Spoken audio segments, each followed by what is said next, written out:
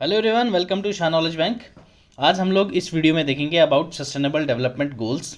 कितने development goals हैं and उनको याद करने की एक शॉर्ट ट्रिक आपको बताऊंगा जो आप कभी नहीं भूलेंगे। अगर आपको इसके बारे में डिटेल में नहीं जानना, सिर्फ आपको ट्रिक चाहिए, तो आप स्किप कर सकते हैं हमारी वीडियो लास्ट 4 मिनट्स पे। ऑल राइट, टिल देन हम लोग फर्दर डिस्कस करेंगे अबाउट नीति आयोग का जो एसडीजी डेवलपमेंट इंडेक्स आता है इंडिया का, जिसमें स्टेट्स एंड यूटीज़ की रैंकिंग बताई जाती है, कौन कितना गोल्स अचीव कर रहा है। उसके बारे में आपको डिटेल में बताऊंगा। हर एक टॉप 5 वर्स्ट एंड टॉप 5 जो टॉप पे हैं उनके बारे में बताऊंगा, और जेएंडके की क्या सिचुएशन है वो भी आपको इसमें अच्छे से डिटेल में समझाया जाएगा। ऑलराइट, चलिए शुरू करते हैं। फर्स्ट ऑफ ऑल आपको पता होना चाहिए कि एसडीजी गोल्स हैं क्या। ठीक है, ये जो है सस्टेनेबल डेवलपमेंट गोल्स, ये वर्ल्ड्स की टू डू लिस्ट है फॉर पीपल एंड प्लैनेट। आपको शॉर्ट में पता होना चाहिए, ये वर्ल्ड की टू डू लिस्ट है for peoples and planet. Sustainable development goal जो था, इसका फर्स्ट प्लान कब आया था, मतलब एक सिंपल सी डेफिनेशन बताऊं मैं आपको, तो ये आई थी 1987 में ब्रंटलैंड कमीशन के थ्रू, जिन्होंने अपनी रिपोर्ट में कहा था अवर कॉमन फ्यूचर। ठीक है, अवर कॉमन फ्यूचर, इन्होंने सस्टेनेबल डेवलपमेंट को एक सिंपल भाषा में बताया था, अवर कॉमन फ्यूचर। ठीक है, तो उसके बाद रियो डी जेनेरियो में हमारी एक कॉन्फ्रेंस हुई थी, यूएन सस्टेनेबल डेवलपमेंट गोल्स की, जो रियो डी जेनेरियो में एक कॉन्फ्रेंस हुई थी 2012 में। हमने वहाँ पे ये एसडीजी गोल्स जो थे उनको हमने ग्लोबल्स गोल कहा, और ये टर्म हमने अडॉप्ट कर ली कब, 2015 में। फिर 2012 में ये कंसेप्ट हमने डिस्कस करा फर्स्ट टाइम, उसके बाद 2015 में हमने इसको अडेप्ट किया, एंड 2016 से ये रनिंग हो गई, 2016 से लेके 2030 तक ये गोल्स हैं। इससे पहले हमारे पास 2000 से 2015 तक मिलेनियम गोल्स होते थे। ठीक है, उनको ही कैरी फॉरवर्ड करके हमने एसडीजीज नाम दे दिया। ठीक, इतना आपने अचीव ये याद रखना है। 17 सस्टेनेबल डेवलपमेंट गोल्स हैं टोटल। ठीक है, ये भी याद रखिएगा। आप बेझिझक रहिए, सिर्फ आप लोग अभी समझ लीजिए ये है क्या, इनका इसका कंसेप्ट आपको क्लियर होगा। तो ये जो 17 सस्टेनेबल डेवलपमेंट गोल्स हैं, ये आपको मैं ऑन द टिप याद करवा दूंगा। ठीक है, आप ये जो हर एक एग्जाम में इसमें से 1-2 क्वेश्चन आते हैं, और ये लो हैंगिंग फ्रूट्स होते हैं, तो ये आप लोग इजीली अटेम्प्ट कर सकते हो, आपको अगर इसका बेसिक कंसेप्ट भी पता होगा तो। ऑलराइट, ये कितने कंट्रीज़ के बीच में एग्रीमेंट हो रखा है, यूएन की जितनी भी सिग्नेटरीज हैं सब। ठीक है, यूएन के जितने मेंबर्स हैं, दैट इज़ 193 कंट्रीज़। ठीक है, इन्होंने 2015 में सब ने साइन किया था ये एसडीजीज पे, कि हम लोग फुलफिल करेंगे 2030 तक एसडीजी गोल्स हर एक कंट्री में। तो ये जो अर्जेंट कॉल ऑफ एक्शन होता है, किसके लिए, पब्लिक, प्राइवेट और सोशल सेक्टर, ये सब एक साथ आके ग्लोबल पार्टनरशिप करके इसके ऊपर ध्यान देते हैं। ठीक, इनके मेन चीज़ क्या है मैं आपको बता दूं कि कोर एलिमेंट क्या है इनके। ठीक है, मेन कोर एलिमेंट जो है वो 3 हैं इनके। एक तो इकोनॉमिक ग्रोथ, ठीक है, वर्ल्ड की economic growth, next is social inclusion, and last one is environmental protection. ये 3 तो मस्ट हैं हार्मोनाइज करने के लिए। ठीक है, सोशल हार्मोनाइज करने के लिए ये 3 तो मस्ट है, हमने फुलफिल करने ही करने हैं। एंड अदर्स आर जो इसमें हैं, एक तो sustainable economic growth, achieving sustainable livelihood, ठीक है, living in harmony with nature and in appropriate technology. ठीक है, are the most sustainable developments. ये सब हमने इस एसडीजी गोल्स के अंदर हमने फुलफिल करने होते हैं, ताकि कोई भी इंसान जो है वो एटलीस्ट अपने जीने लायक कमा सके, खा सके। हमने एक साथ मिलके चलना है, चाहे वो फिर नेचुरल डिज़ास्टर हो, इन्वायरमेंट कुछ डिग्रेडेशन हो, तो वो इस सस्टेनेबल डेवलपमेंट के अंदर आती हैं। और ये इनकी जब कॉन्फ्रेंस होती है तो हम लोग इन्हीं मुद्दों पे डिस्कस करते हैं कि कैसे इनको रोका जाए, या कैसे हर चीज़ को बैलेंस करके चला जाए। ठीक है, ये थे इनके क्या 3 कोर एलिमेंट्स। और इनके बाकी तो मैंने बता दिया है। इनका जो ब्लूप्रिंट रहता है, that is for people and the planet to live in peace, prosperity now and in the future. ठीक है, पीस एंड प्रॉस्पेरिटी में अभी भी रह सकें और आगे आने वाले फ्यूचर में भी रह सकें। Okay, urgent call of action मैंने बताया था, social sector, private sector and public sector तीनों मिलके जब भी होगा तो पार्टनरशिप करके करते हैं, विद कितने, ऑल मेंबर्स ऑफ यूएन। ठीक, फॉलोइंग कितने, मैंने बताया आपको 17 गोल्स हमने ये अचीव करने होते हैं। ऑलराइट, इसके विद 169 टारगेट्स होते हैं, 304 इंडिकेटर होते हैं जो हमने फुलफिल करने हैं कब तक, 2030 तक, दैट इज 2030। होप सो आपको इतना क्लियर हुआ होगा, इंडिकेटर आपको समझ आ गए होंगे। इन्होंने लास्ट टाइम जो अपनी रिपोर्ट निकाली थी, एसडीजी रिपोर्ट जो रिलीज करता है यूएन, उसकी परफॉर्मेंस एक बार देख लेते हैं कौन से कितने रैंक्स में थे। ये आउट ऑफ 193 कंट्रीज रैंक मिलता है। फर्स्ट रैंक पे थी हमारे यहाँ पे फिनलैंड। ये स्कोर कितने में से होता है, 100 में से। तो इन्होंने 100 में से कितना पॉइंट्स लिए थे, 85.90। ठीक है, second one is Sweden 85.61, Denmark third 84.86, fourth Germany 82.48। Last fifth one जो थी, ये मैंने टॉप 5 बताई हैं आपको। ऑलराइट, टॉप 5 बेल्जियम को तो 82.19, और जो हमारा प्यारा भारत दैट इज इंडिया का रैंक था इसमें 120, याद रखिएगा। एंड स्कोर कितना लिया हमने, 60.07। ऑलराइट, यहां तक समझ आ गई आपको। नेक्स्ट समझते हैं हम लोग नीति आयोग का जो एसडीजी डेवलपमेंट गोल्स की रिपोर्ट आती है। अभी ये जो थी थर्ड वन रिलीज की है हमने, तो पहली 2 हम लोगों ने रिलीज कर चुके हैं। सेकंड वन आई थी हमारे पास 2019 में। ऑलराइट, उससे पहले वाली आई थी हमारे पास 2016 में। तो ये वाली जो हमने रिलीज करी है 2021 में, ये 6th एनिवर्सरी थी एसडीजी गोल्स की। ऑलराइट, आपको पता है 2015 से शुरू हुई थी, तो अभी 2021 में इसकी 6th एनिवर्सरी हमने सेलिब्रेट करी और ये इंडेक्स हमने निकाला। इस इंडेक्स में हमने क्या बताया, हमारे इंडिया की स्टेट्स एंड यूटीज़ की क्या सिचुएशन है और कहाँ पे ये फॉल करते हैं as compared with SDG goals, कौन कितना अचीव कर पा रहा है। ठीक है, ये नीति आयोग बनाता किस किस के साथ मिलके है, that is extension consultation with UN agencies जो इंडिया में है, मॉस्पी, ठीक है, state government and other ministries, जितने भी हेल्पफुल मिनिस्ट्रीज हैं डेवलपमेंट गोल्स के लिए, सस्टेनेबल डेवलपमेंट गोल्स के रिलेटेड, तो उन सब से हेल्प लेके नीति आयोग ये इंडेक्स तैयार करता है। ठीक है, इसको हमने क्या नाम दिया था, एसडीजी इंडेक्स 3.0। ऑलराइट, ये चीज़ याद रखिएगा। ये रिलीज कब हुई थी, 3 जून 2021 को, जबकि आनी थी ये that is March 2021। Due to covid situation हम लोगों ने इसको थोड़ा सा पोस्टपोन करा एंड जून में हमें ये रिपोर्ट मिल गई थी। ऑलराइट, अब स्टेट्स एंड यूटीज जो है उनको क्लासिफाई कैसे किया जाता है, रैंकिंग कैसे दी जाती है, वो इंडेक्स स्कोर क्या है, that is under index score. ठीक है, इंडेक्स स्कोर होता है, उस स्कोर से हम देखते हैं कि किस स्टेट की क्या सिचुएशन है, कौन अच्छा स्कोर कर रहा है या कौन वर्स्ट परफॉर्मर है। दैट इज अगर आपकी रैंकिंग 0 से 49 के बीच में तो आप एस्पिरेंट हो। ठीक है, 50 to 64 के बीच में तो आपको परफॉर्मर कहा जाएगा, 65 to 99 के बीच में तो आप फ्रंट रनर हो, मतलब दैट इज वेल गुड। अगर आप 100 अचीव कर लो सारा, ये तो अभी तक किसी ने नहीं किया, इम्पॉसिबल है दैट इज, तो आप अचीवर कहलाओगे।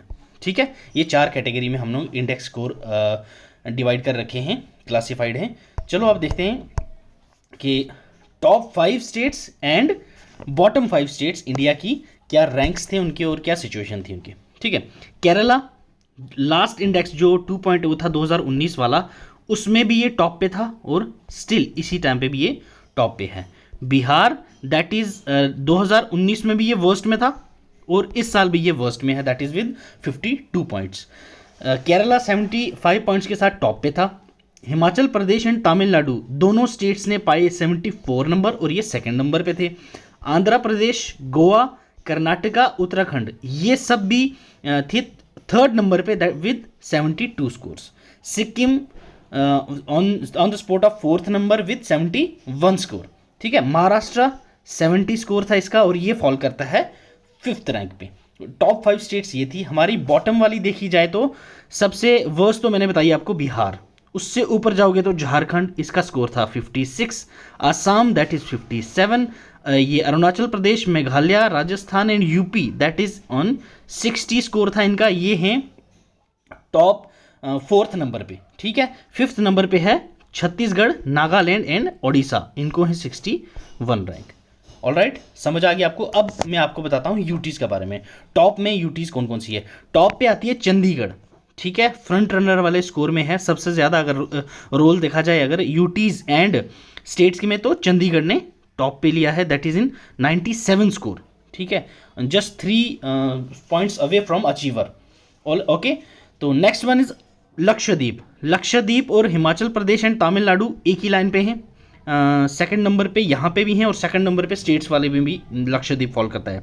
71 दैट इज हमारा प्यारा J&K, ये है 71 यूटीज़ में थर्ड नंबर पे। मतलब हम अच्छे चल रहे हैं, हमारी स्टेट जो है अच्छे से SDG गोल्स को का कंसेप्ट लेके चल रही है। और क्लाइमेट हो, चाहे गरीबों को देखना हो, चाहे सैनिटाइजेशन देखनी हो, कुछ भी हो, सैनिटेशन देखनी हो, हाइजीन देखना हो, वेलबींग देखना हो, एजुकेशन देखने हो, हर सेक्टर में हम ठीक चल रहे हैं, अच्छे चल रहे हैं। यूटीज़ में थर्ड नंबर पे हम।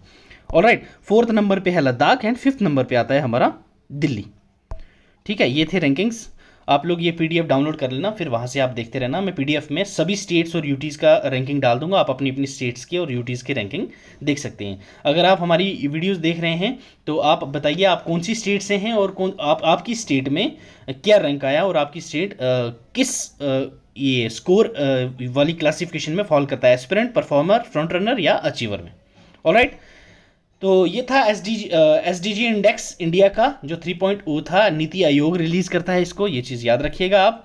हमने पहले सस्टेनेबल डेवलपमेंट गोल्स के बारे में डिस्कशन की, उसके मैंने कोर एलिमेंट भी बता दिया आपको। जो UN रिलीज़ करता है SDG गोल्स का रैंकिंग, उसको इंडेक्स, उसको भी मैंने डिस्कस करवा दिया, नीति आयोग वाला भी कर दिया। अब हम लोग शॉर्ट में याद करेंगे विद छोटी सी ट्रिक। ये आप अपने तरीके से इसको घुमा फिरा सकते हैं, ठीक है। जिस तरीके से मैं बता रहा हूँ आपको अगर याद हो जाए तो अच्छी बात है, वैसे तो हो जाएगी, भूलेगी नहीं। आप 2-3 बार अगर ये चीज़ देखोगे तो आप कभी नहीं भूलोगे, ये मैं आपको वादा करता हूँ, ठीक है। पहले एक बार ऊपर ऊपर से देख लीजिए, नाम सुन लीजिए। First sustainable development goal is no poverty, second zero hunger, third good health and wellbeing, fourth quality education, fifth gender equality, sixth clean water and sanitation, affordable and clean energy, decent work and economic growth, industry innovation and infrastructure। 9th one 10th पे है reduced inequalities, 11th पे है sustainable cities and communities। ठीक है, ये तो था individuals के लिए। उसके बाद वाले जो सारे एक्शंस आते हैं वो क्लाइमेट रिलेटेड हैं, और हमको मिलके इन सबके साथ पार्टनरशिप करके हमें उनको बचाना है। That next 12th one is responsible consumption and production, 13th one is climate action, 14th life below water, 15th life on land, ठीक है। 16th आ गया peace, justice and strong institutions. 17th and last one आ गया हमारे पास partnership for the goals, ठीक है। हम सबको पार्टनरशिप करके ही इन गोल्स को हम बचा पाएंगे। होप सो आपको इतना क्लियर हुआ। चलिए अब आपको छोटी सी स्टोरी है, इतनी लंबी नहीं है, ठीक है, 2-3 मिनट की है। आप सुनोगे तो आपके दिमाग में छप जाएगी, कभी नहीं बोलोगे आप। ओके, चलो शुरू करते हैं।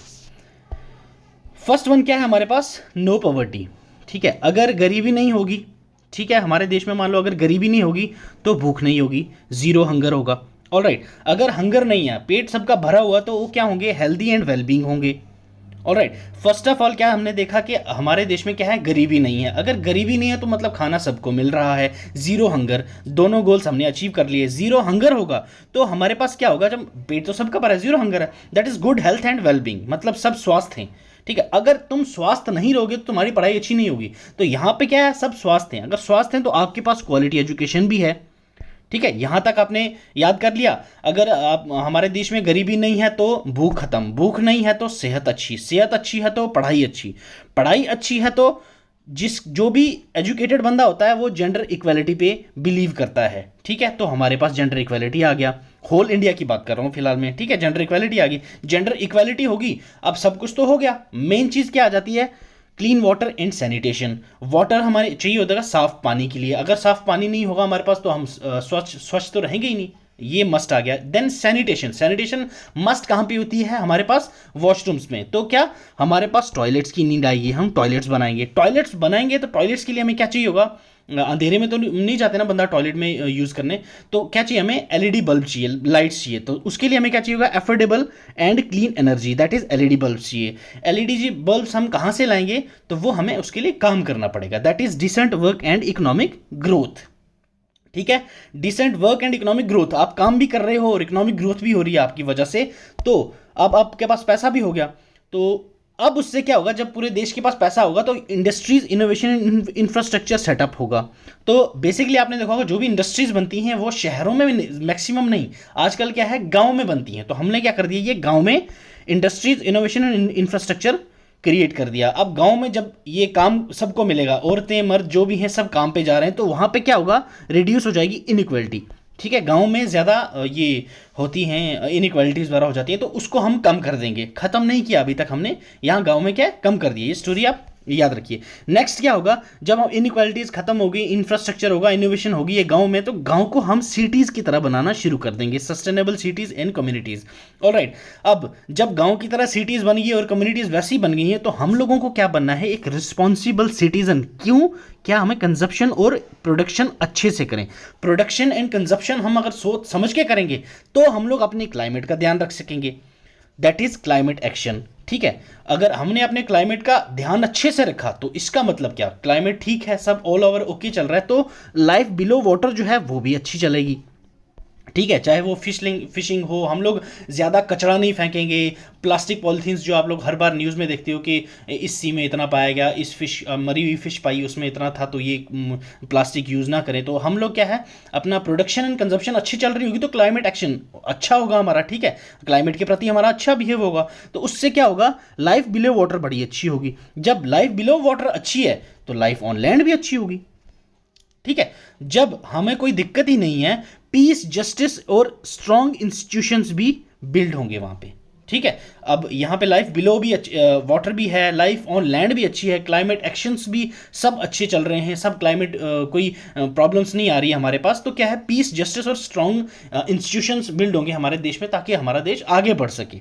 ठीक है, उसके लिए जब हमने ये किया तो हम क्या करेंगे, पार्टनरशिप करेंगे एक दूसरे के साथ। ठीक है, ऑल ओवर वर्ल्ड में हम एक दूसरे के साथ पार्टनरशिप में रहेंगे तो पूरा प्लेनेट को हम देख सकेंगे। ठीक, एक हमने देखा गांव वाली साइड में इनोवेशन करके हम पूरे देश में गए, देश में से देख के लास्ट हम जब पहुंचते हैं पार्टनरशिप पे, तो पार्टनरशिप किसके साथ करेंगे, पूरे प्लेनेट के साथ। ठीक है, होल वर्ल्ड के साथ हम सारे के सारे एसडीजी गोल्ड अचीव कर लेंगे। होप सो आपको ये कहानी पसंद आई होगी, और अगर चाहो तो इसमें आप थोड़ा सा आप इम्प्रूवमेंट अपनी तरफ से कर सकते हैं। तो हमारी तरफ से आज के लिए इतना ही। होप सो आपको ये वीडियो पसंद आई होगी, और अगर पसंद आई है तो लाइक करिएगा, अगर नहीं आई होगी तो डिसलाइक करके कमेंट में ज़रूर बताइएगा कि क्या चेंज लाने की ज़रूरत है इसमें। Till then, God bless you, keep learning, keep sharing.